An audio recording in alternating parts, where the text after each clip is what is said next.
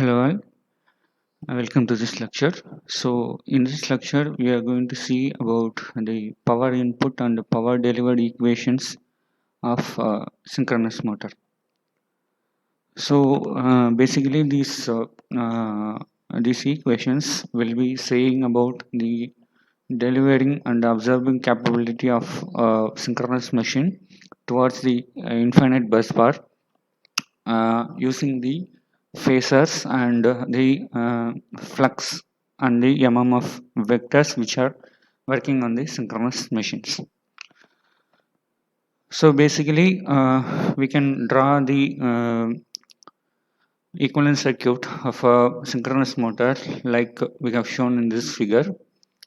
So in this equivalent circuit the input is going to be the voltage vector and we will be having the impedance of the synchronous machine, and this is going to be the back EMF or the generated EMF of the synchronous machine. Since it is going to be the synchronous motor, we will be saying this as an back EMF. So back EMF will be given as a E vector, that is angle minus delta. So this voltage which is given as an input will be taken as a base vector. So from that base vector, if you are measuring this E, then it will be lagging behind an angle of del. This del angle is going to be the load angle, which is given by the load, which is the external load given to the machine.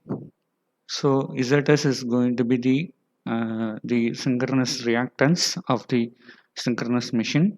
So it will be lagging behind the voltage by the angle theta. This is going to be the machine angle. So from this diagrammatic representation, if you can write the voltage equation of this synchronous machine, that should be like V is equal to E plus J IA ZS. We can write this particular equation in the vector format like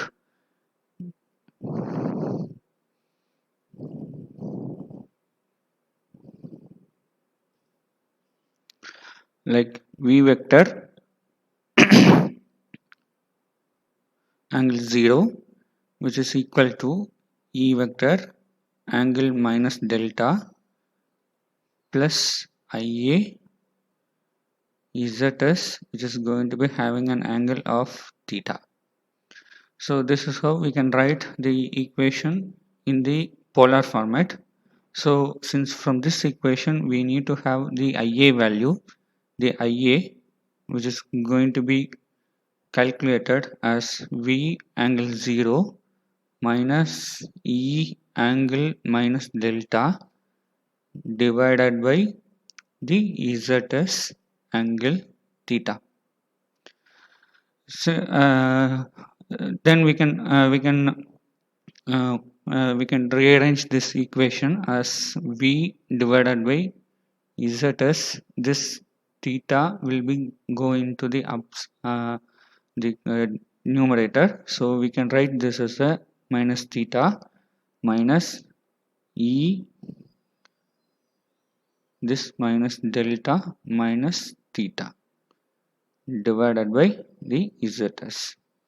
Then this is going to be the actual current equation of the synchronous machine. So from this current equation we can find out the complex power which is going to be delivered or which is going to be given as an input for a synchronous machine. So in order to find out the complex power of the machine, we need to find out what is the complementary of this particular IA. So complementary of IA star, which is equivalent to the complementary of this particular phasor representation which we have given on the above. So this particular equation is going to be converted into the conjugate of this particular equation. So if we convert this particular equation as a conjugate, VA, this minus theta will be plus theta divided by ZS minus E vector we can take the minus common from this particular angular representation as minus of del plus theta or theta plus del. So theta plus del divided by the zs. So this is going to be the current conjugate of the particular machine. So from this current conjugate we can find out the complex power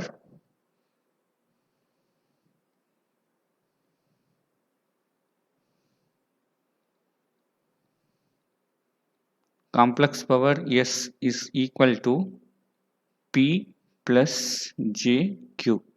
So this P is going to be the active power and Q is going to be the reactive power. So from here we can write also the S, that is the complex power, which is equal to V into IA complex conjugate of the armature current of the synchronous machine.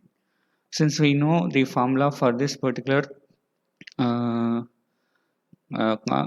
complex conjugate of the IA, we can find out this S as V vector 0 angle 0 into this IA complex conjugate. So VA theta divided by ZS minus E angle theta plus del divided by ZS.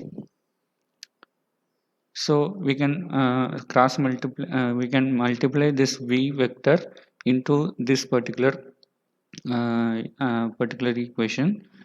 So we will be getting like V is equal to, sorry, the S is equal to, this is VA, so this VA square, or we can write this as okay, it can be VA square 0 plus theta is going to be the theta divided by ZS minus VA E vector into del plus theta divided by ZS.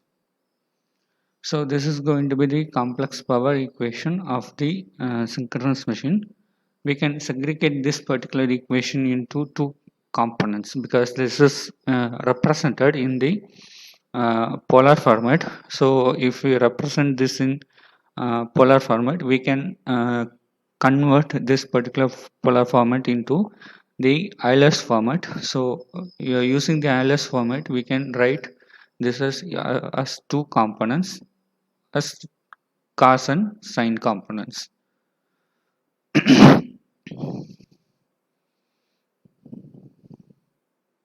Into cos theta minus VA E vector divided by ZS into cos theta plus del plus J vector into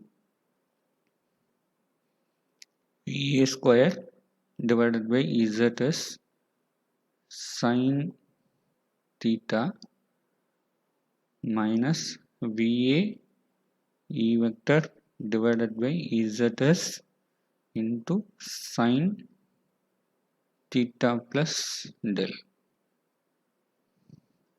Since we have as left hand side as P plus JQ, and in this right hand side we are having a particular equation in real format and in imaginary format. So this real and imaginary formats can be segregated as we have as we will be seeing. So the the P, that is the real power, can be written as V square divided by ZS cos theta minus VE divided by ZS, that is VA, here it is also VA. So VA cos theta plus del. So in from this equation we can also give an assumption that that in practical machines, because this equation is going to be an idealistic equation, because here we have a term like zs. So this zs is not a practical term, because zs is going to be constituted with two components, like one is one is armature resistance, and another one is leakage reactance. So since in practical machines, in practical machines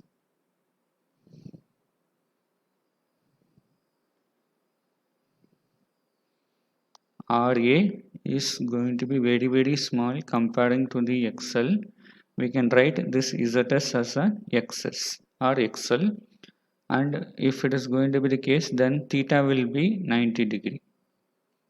So if you can write this as an equation, we can write P as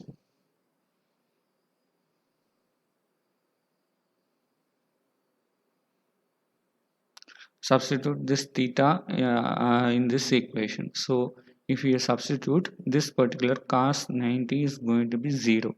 So this term will become as 0, and we will be having the other term as minus V E vector divided by ZS into cos 90 plus del. So we can write this cos 90 plus del as minus sin del. So this equation will become as VE divided by ZS into sin del. And this Q, that is the reactive power, can be written as V square divided by ZS minus EV divided by ZS into sine 90 plus del. So from here we can write this as V square divided by ZS minus EV divided by ZS into cos del. So this equation can be written as V divided by ZS into, that is V divided by ZS can be taken out. So V minus E into cos del. So these two equations are going to be very important in case of uh, uh, analyzing the synchronous machine in the infinite bus bar. The amount of power which is going to be liberated, or it is going to be delivered, or it can be observed, both both active and reactive powers can be found out from these two equations. So using these equations come to an we can come to the derivations of using the input power for the machine. So this P, that is this first equation, is going to give the input power of the synchronous machine, that is the synchronous motor. And if you want to find out the condition for the maximum power delivered, maximum power input of the synchronous machine, we can find by differentiating this P equation with respect to the delta, because in this equation we are only having the value of delta, but in Q so this delta is going to be the independent variable depending upon the load whichever we are giving in a synchronous motor. So we can find out the condition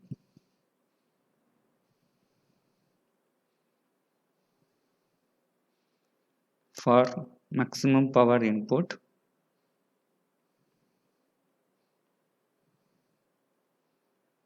as differentiation of P with respect to delta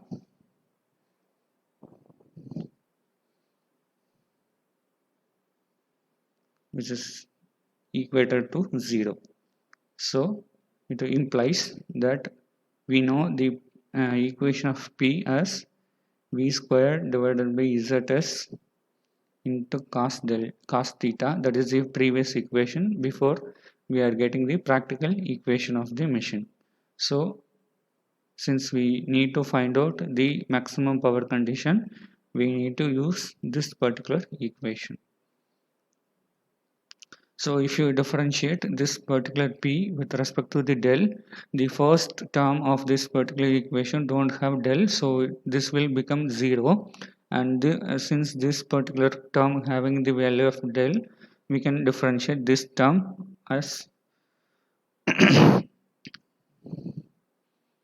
minus EV divided by ZS into cos theta plus del can be differentiated as minus sin del. So we can represent this particular as plus into sin theta plus del, which is equator to 0. Since this is going to be the equation, we can write this equation as sin theta plus del as 0. So since it is going to be the equation, then we can conclude that theta plus del which is going to be 0. So from this theta may be equivalent to minus del.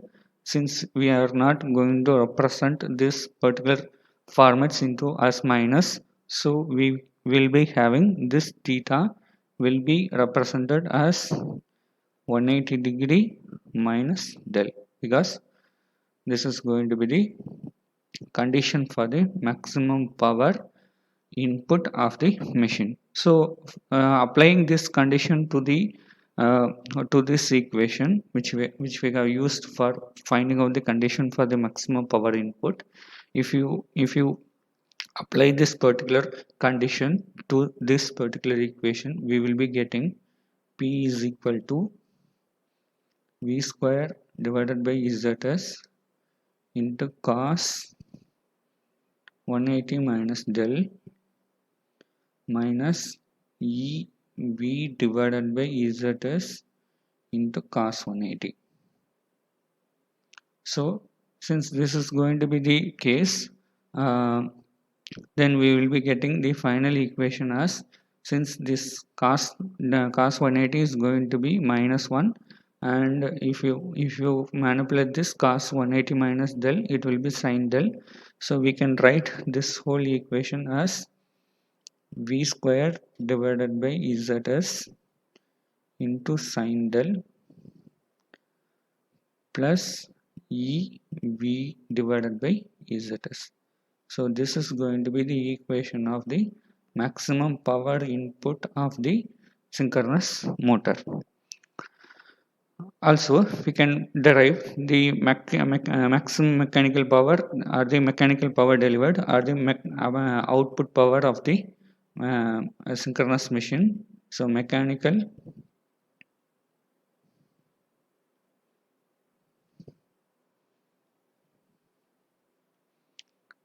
power delivered can be found out from the equation that P mechanical is going to be equivalent to the E into IA complex conjugate. So why we are using this equation? Because the mechanical power is going to be converted from the back EMF of the machine. So this back EMF is going to supply the mechanical power. So we will be having the mechanical power as a product between the back EMF and the complex conjugate armature current. So we can write this as E minus del into the IA conjugate. We can write this as V divided by ZS angle theta minus Z E divided by ZS into theta plus del. So we can cross multiply this into the brackets. So we will be getting E V theta minus del divided by ZS minus E square divided by ZS angle theta. So we can also segregate this particular equation into the LS form, like it will be having the cos and sine terms. Since we have the mechanical power as an real power, so we can directly write that equation as the mechanical power equal to EV divided by ZS cos theta minus del minus E square divided by ZS into cos theta. So from the practical machines viewpoint, we can come to a conclusion that XL is going to be very greater than the RA. So we can neglect the RA, and the theta is going to be uh, 90 degrees. So XS can be ZS can be written as XS, and the theta can be 90 degrees.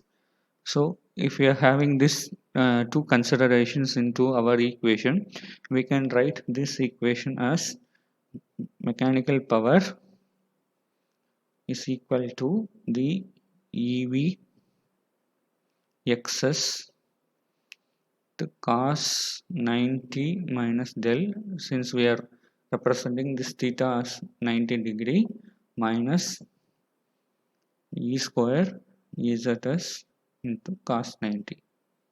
Since we know the cos 90 is going to be 0, we can write this mechanical power as EV divided by ZS into sine delta. If you want to find out the maximum mechanical power delivered from the machine, we can define the condition for the maximum mechanical power.